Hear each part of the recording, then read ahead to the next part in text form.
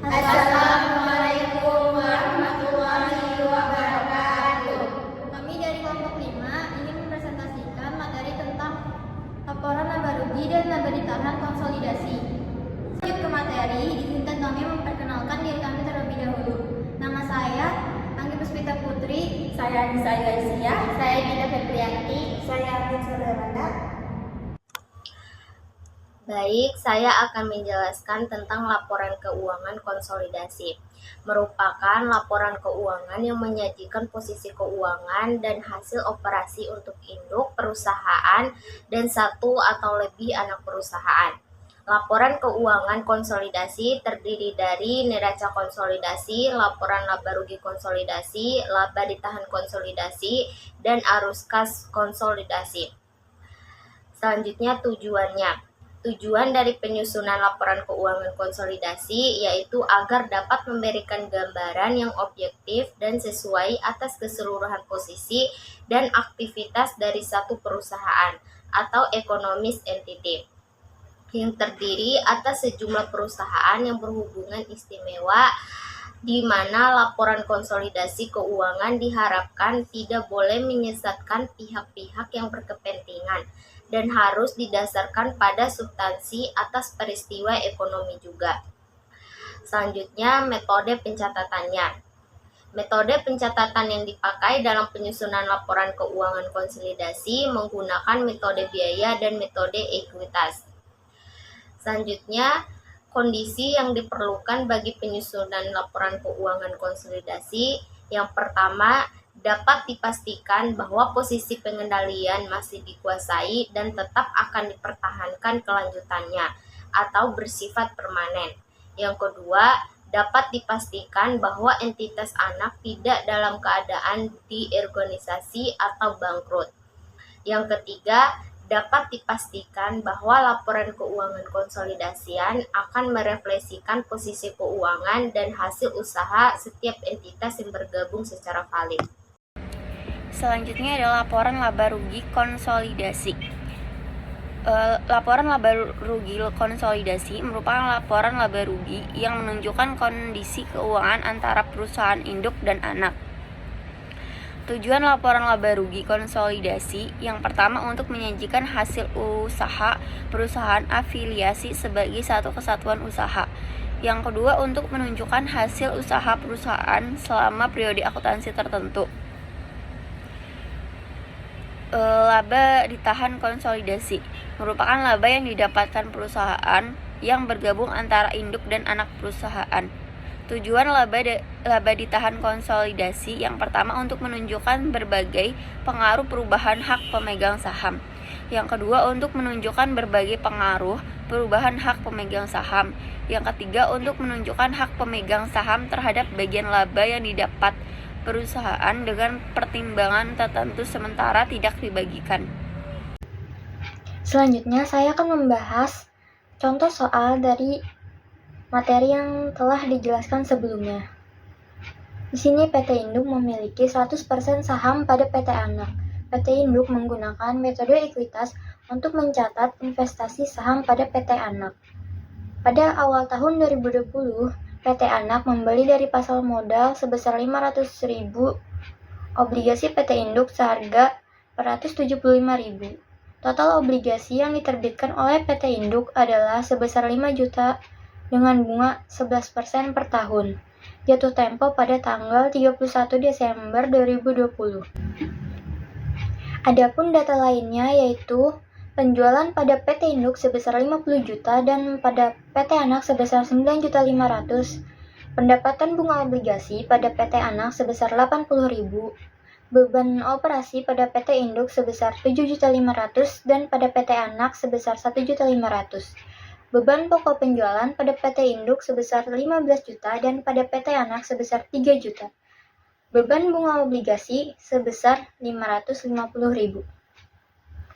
Berdasarkan data yang ada sebelumnya, diminta untuk menghitung berapakah laba konsolidasi dan membuat kertas kerja konsolidasi, serta membuat laporan laba rugi konsolidasi. Selanjutnya, kita akan membuat kertas kerja konsolidasi PT Induk dan PT Anak pada tanggal 31 Desember 2020 dengan memasukkan data penjualan pada PT Induk sebesar 50 juta, pada PT Anak sebesar 9.500.000, dan pada akun konsolidasi sebesar 59.500.000 yang diperoleh dari 50 juta ditambah 9.500.000. Laba dari PT Anak pada PT Induk sebesar 5.080.000 dan dieliminasi pada debit sebesar 5.080.000. Lalu pada akun konsolidasi sebesar 0 rupiah. Pendapatan bunga obligasi pada PT Anak sebesar 80.000 dan dieliminasi pada debit sebesar 55.000 yang diperoleh dari 500.000 dikalikan 11%. Lalu pada akun konsolidasi sebesar 25.000 yang diperoleh dari 80.000 dikurang 55.000. Beban pokok penjualan pada PT Induk sebesar 15 juta dan pada PT Anak sebesar 3 juta. Lalu pada akun konsolidasi sebesar 18 juta dari 15 juta ditambahkan 3 juta. Beban operasi pada PT Induk itu sebesar 7.500.000 dan pada PT Anak sebesar 1.500.000.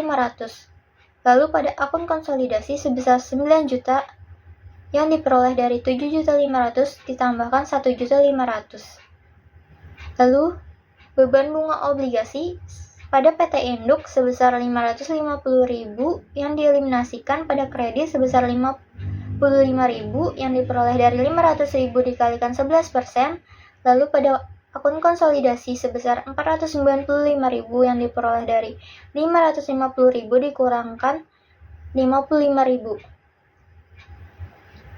Lalu, laba konsolidasi pada PT Induk sebesar 32 juta 30.000 yang diperoleh dari 50 juta ditambahkan 5.080.000 dikurangkan dengan 15 juta dikurang dengan 7.500.000 lalu dikurang dengan 550.000. Lalu laba konsolidasi pada PT Anak sebesar 5.080.000 yang diperoleh dari 9.500.000 ditambah 80.000 lalu dikurangkan 3 juta dikurangkan 1.500.000. Lalu laba konsolidasi pada akun konsolidasi didapatkan sebesar 32.030.000 yang diperoleh dari 59.500.000 ditambahkan 25.000 dikurangkan dengan 18 juta lalu dikurangkan 9 juta dan dikurangkan lagi 495.000. Lalu investasi pada PT Anak dieliminasi pada kredit sebesar 5.080.000 dan dijumlahkan pada total sebelumnya yaitu 55.000 dan diperoleh hasil 5.135.000. Untuk menghitung laba konsolidasi pada PT Anak, masukkan data yang telah diketahui sebelumnya, yaitu penjualan sebesar 9.500.000 dan pendapatan bunga obligasi yaitu sebesar 80.000, lalu dijumlahkan sehingga mendapatkan laba kotor sebesar 9.580.000. Lalu masukkan data beban operasi yaitu sebesar 1.500.000 dan beban pokok penjualan 3 juta. Lalu akan mendapatkan laba bersih sebesar 5.080.000 dari 9.580.000 dikurang 1.500.000 dikurang 3 juta. Selanjutnya kita akan menyusun laporan laba rugi konsolidasi PT Anak dan PT Induk pada tanggal 31 Desember 2020 dengan memasukkan data penjualan sebesar 59.500.000 dan beban pokok penjualan sebesar 18 juta dan dihasilkan laba bruto dari pengurangan penjualan dan beban pokok penjualan yaitu sebesar 41.500.000. Lalu dimasukkan data beban operasi sebesar 9 juta dan bunga obligasi sebesar 495.000 serta pendapatan bunga obligasi sebesar 25.000. Lalu didapatkan laba bersih sebesar 32.030.000 yang diperoleh dari 41.500.000 dikurangkan dengan 9 juta dikurang dengan 495.000 dan ditambahkan 25.000. Kesimpulan dari kasus tersebut yaitu, dikarenakan pada soal tersebut tidak terdapat akun laba dan dividen, maka untuk perhitungan laba ditahan konsolidasi tidak ada. Kesimpulan dari materi yang kita bahas hari ini yaitu laporan laba rugi dan laba ditahan konsolidasi merupakan bahwa keduanya merupakan komponen penting dari laporan keuangan konsolidasi suatu perusahaan. Proses penyusunan laporan keuangan konsolidasi melibatkan eliminasi penghasilan dan dividen dari anak perusahaan, pengembalian saldo akun investasi anak perusahaan, serta penyesuaian untuk memastikan keakuratan laporan. Kesalahan dalam penyusunan laporan keuangan konsolidasi dapat berdampak pada kebijakan ke depan perusahaan, sehingga kehati-hatian dalam proses penyusunan sangat diperlukan. Jadi kesimpulan yang pertama itu ada kinerja keuangan perusahaan. Laporan laba rugi menunjukkan performa keuangan perusahaan dalam periode tertentu, mencakup pendapatan, biaya, dan laba bersih. Ini merupakan gambaran tentang seberapa baik atau buruk perusahaan dalam menghasilkan keuntungan. Yang kedua ada laba bersih dan laba ditahan. Laba bersih merupakan jumlah keuntungan setelah dipotong semua biaya dan pajak. Laba ditahan adalah bagian dari laba bersih yang tidak dibagikan kepada pemegang saham sebagai dividen, tetapi tetap dimasukkan kembali ke perusahaan untuk digunakan kembali. Yang ketiga, konsolidasi.